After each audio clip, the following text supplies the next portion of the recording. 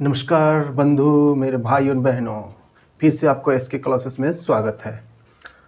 Last class में आप लोग पॉलिटी स्टार्ट किए थे ना, कैसे संविधान का इतिहास देखे थे कि संविधान बनने के लिए क्या कारण था, है ना, इसका क्या इतिहास है, संविधान क्यों बनाया गया देश में, है ना। तो आज देखेंगे हम लोग पॉलिटी में भारत का संविधान में संविधान का गठन।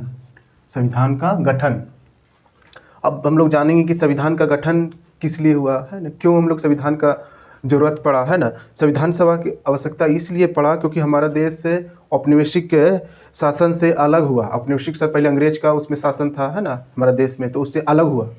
तो अलग होने के बाद उसको नया व्यवस्थित तरीके चाहिए, है ना, एक नया नियम कानून चाहिए देश में।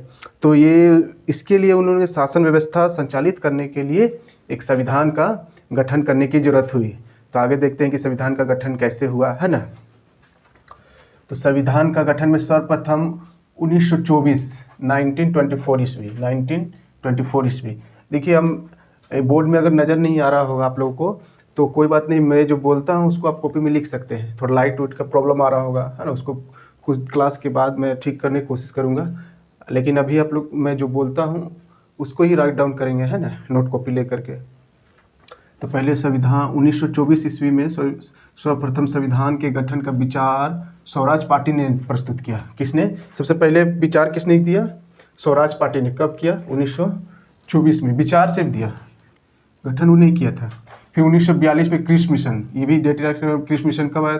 1942 में। तो क्रिस मिशन द्वारा पहली बार संविधान के गठन की स्वीकृति दी गई, वो भी स्वीकृत किया गया, मतलब स्वीकृत किया गया उस, हाँ ऑर्डर ठीक है, स्वीकृत किया गया।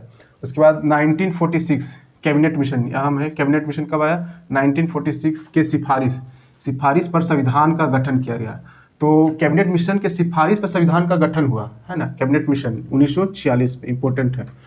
फिर अब देखते हैं क्या क्या प्रक्रिया हुआ। 9 दिसंबर 1946, कितना? 9 दिसंबर 1946, याद रखिएगा। संविधान सभा की प्रथम बैठक हुई। प्रथम बैठक होना तो जरूरी है, तो 9 दिसंबर 1946 को वह प्रथम बैठक, जिसमें डॉक्टर सच्चिदानंद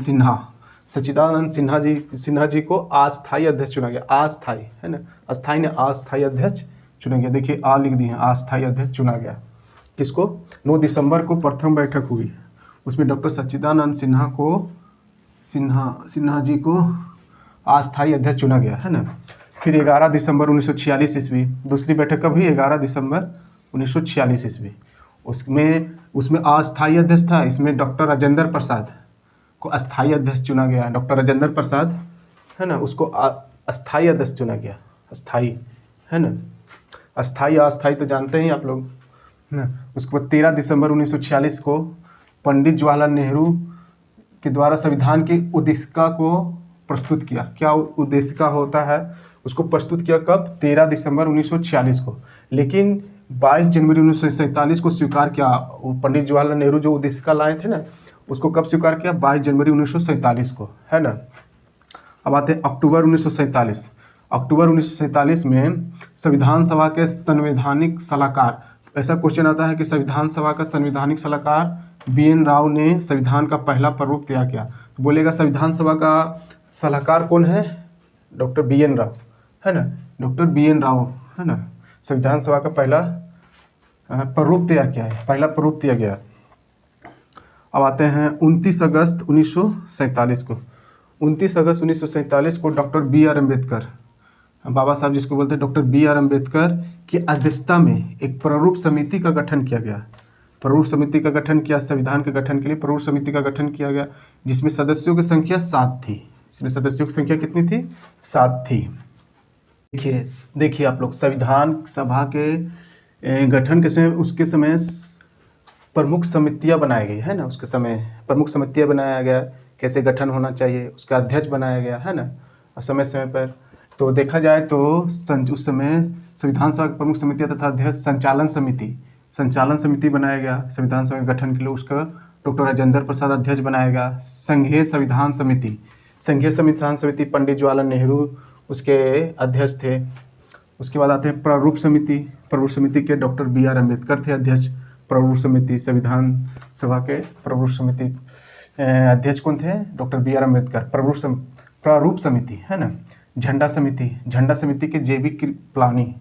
फिर प्रांतीय संविधान समिति, इसका सरदार वल्लभ भाई पटेल थे, है ना। तो ये हो गया संविधान सभा के प्रमुख समितियां तथा अध्यक्ष। ये भी प्रश्न पूछा जाता है कि संचालन समिति के अध्यक्ष कौन थे, डॉक्टर राजेंद्र प्रसाद। संघीय संविधान समिति के अध्यक्ष कौन थे, पंडित जवाहरलाल नेहरू। प्रारूप समिति के अध्यक्ष कौन थे, डॉक्टर BR अम्बेडकर। झंडा समिति के JV कृपलानी। इस तरह प्रश्न भी पूछा जाता है, इसलिए ध्यान से देखिए। हम लोग इसको अगर चाहेंगे तो गहराई से ले जा सकते हैं, लेकिन हम लोग एक जनरल कंपटीशन की तैयारी कर रहे हैं ना, तो जितना पढ़ना उतनी ही हम लोग इसको पढ़ा रहे हैं। ऐसे तो बहुत सारा इसका सदस्य, प्रांतीय सदस्य कितना है ना, वो सब भी देख सकते थे, लेकिन नहीं, जितना ज़रूरत है उतना हम लोग लेके चल रहे हैं ना। उसके बाद कैबिनेट मिशन के प्रस्ताव पर 2 सितंबर 1946 में अंतरिम मंत्रिमंडल का गठन किया। कैबिनेट मिशन के प्रस्ताव पर, है ना। कैबिनेट मिशन कब आया था, 1946 में, याद रखिएगा।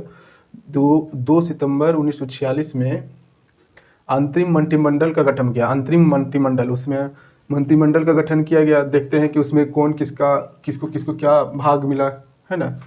जवाहरलाल नेहरू को कार्यकारिणी परिषद के उपाध्यक्ष, विदेशी मामले का मिला उसको, है ना, पद। फिर वल्लभ भाई पटेल को गृह मंत्रालय मिला, है ना। सूचना एवं प्रसारण मंत्री मिला, है ना। बलदेव सिंह को रक्षा मंत्री मिला, है ना। बलदेव बल है इसलिए रक्षा मंत्री मिला इसको। सी राजगोपालाचारी शिक्षा मंत्री मिला इसको। कौन सा, शिक्षा मंत्रालय मिला। डॉक्टर राजेंद्र प्रसाद को खाद्य एवं कृषि मंत्री मिला, है ना। आसफ अली को रेलवे मंत्री मिला। जैसे अभी कौन है रेलवे मंत्री, कमेंट करके बताइएगा रेलवे मंत्री कौन है ना। जगजीवन राम को श्रम मंत्री मिला। जॉन मथाई को उद्योग तथा आपूर्ति मंत्री मिला।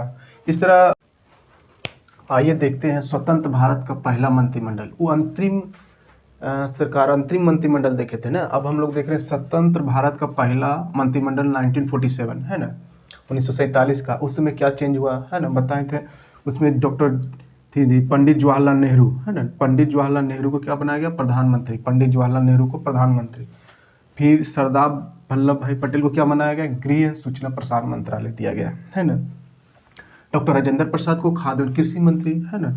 मोहम्मद अब्दुल कलाम आज़ाद को शिक्षा मंत्री। उसके बाद डॉक्टर जॉन मथाई को रेलवे परिवहन मंत्री। डॉक्टर BR अम्बेडकर को कानून मंत्रालय दिया गया, कानून, है ना, कानून मंत्रालय दिया गया। जगजीवन राम को दिया गया श्रम मंत्रालय।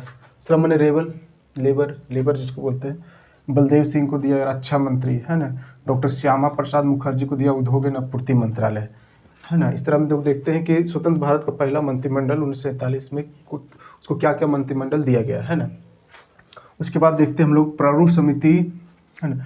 प्रारूप समिति ने संविधान के प्रारूप पर विचार विमर्श करने के बाद, है ना, प्रारूप समिति ने संविधान के प्रारूप पर विचार विमर्श करने के बाद अपना रिपोर्ट जो है ना 21 फरवरी 1948 को संविधान सभा में पेश किया, है ना। जितना भी प्रारूप पर विचार विमर्श हुआ, है ना, उसके बाद वो अपना रिपोर्ट किसको पेश किया, संविधान सभा को पेश किया। संविधान के गठन में 3 वाचन हुए, बहस हुए। संविधान के गठन में 3 वाचन बहस हुए, है ना। पहला हुआ 4 नवंबर से 9 नवंबर 1948 में। पहला कब हुआ, 4 नवंबर 1948 से 9 नवंबर 1948 ईस्वी में, है ना। दूसरा हुआ 15 नवंबर 1948 से 17 अक्टूबर 1949, यहाँ चेंज हो गया, 17 अक्टूबर 1949 तक चला। फिर इधर 14 नवंबर 1949 से 26 नवंबर 1949 तक चला, तीसरा, यानी 14 नवंबर 1949 ईस्वी से 26 नवंबर 1949 तक चला। अंततः 26 नवंबर 1949 ईस्वी को संविधान सभा द्वारा संविधान को पारित कर दिया गया कि संविधान अच्छा है, इसको हम लोग लागू करेंगे, है ना। 26 नवंबर 1949 को संविधान सभा द्वारा, है ना। संविधान निर्माण में कुल 2 वर्ष 11 महीना 18 दिन लगे। कितने दिन लगे, 2 वर्ष 11 महीना 18 दिन लगे। संविधान एक दिन का संविधान नहीं है, 2 वर्ष 11 महीना 18 दिन, है ना। इसमें प्रारूप था, उस पर कुल 114 दिन का बहस हुआ, 114 दिन का बहस हुआ प्रारूप पर, है ना। तो 26 नवंबर 1949 को संविधान को पारित किया गया। तो इसमें 22 भाग, 395 अनुच्छेद और 8 अनुसूचियाँ थी, है ना। जब हमारा संविधान पारित किया गया तो उसमें कुल कितने भाग थे, 22 भाग थे, 395 अनुच्छेद और 8 अनुसूचियाँ थी।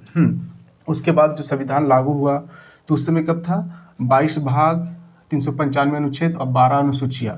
लेकिन अभी संविधान संशोधन द्वारा अनुच्छेद की संख्या बढ़ गई, जैसे 444 अनुच्छेद, कभी 448 अनुच्छेद भी देखने को मिलेंगे। लेकिन अगर कहा जाए तो संविधान को पूरी तरह से लागू कब किया गया? 26 जनवरी 1950 में, है ना। 26 जनवरी 1950 को, है ना, लागू किया गया। हाँ, उसमें गणतंत्र दिवस, रिपब्लिक डे मनाते हैं ना हम लोग। उसी का समय भारत का प्रथम राष्ट्रपति पद का सृजन हुआ और भारत का प्रथम राष्ट्रपति कौन बना? डॉक्टर राजेंद्र प्रसाद को बनाया गया। डॉक्टर राजेंद्र प्रसाद को बनाया गया। और भारत में प्रथम आम चुनाव कब हुआ पूछा जाए तो कब होता है वो? 1951 से 1952 में हुआ। लोकसभा चुनाव जो बोलते हैं, प्रथम आम चुनाव 1951 से 1952 में, 1951 से 52 ईस्वी तक मतलब हुआ, है ना। ऐसा हुआ होगा कि दिसंबर से स्टार्ट हुआ होगा, 52 तक थी, फिर आगे ईयर तक बढ़ा होगा 1952 तक, है ना।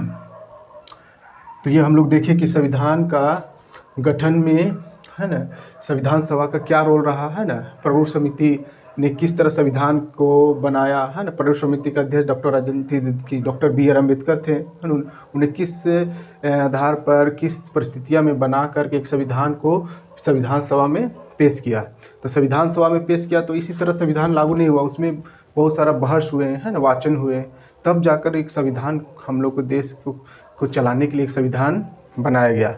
और उसका लागू कब हुआ? 26 जनवरी 1950 में। तो इस तरह हम लोग देखते हैं कि संविधान का गठन हुआ और लागू हुआ। अब देखा जाए तो संविधान सभा का अन्य भी काम थे। अन्य कार्य क्या क्या किया देखिए।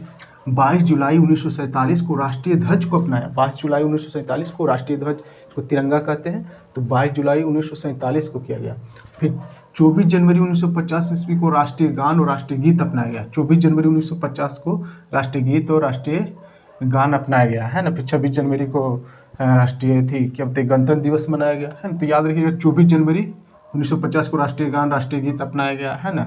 और 22 जुलाई 1947 को राष्ट्रीय ध्वज को अपनाया गया। इस तरह हम लोग देखते हैं कि संविधान का गठन हुआ और कैसे हुआ। हाँ, तो आज का क्लास इतना ही रखते हैं। Thank you.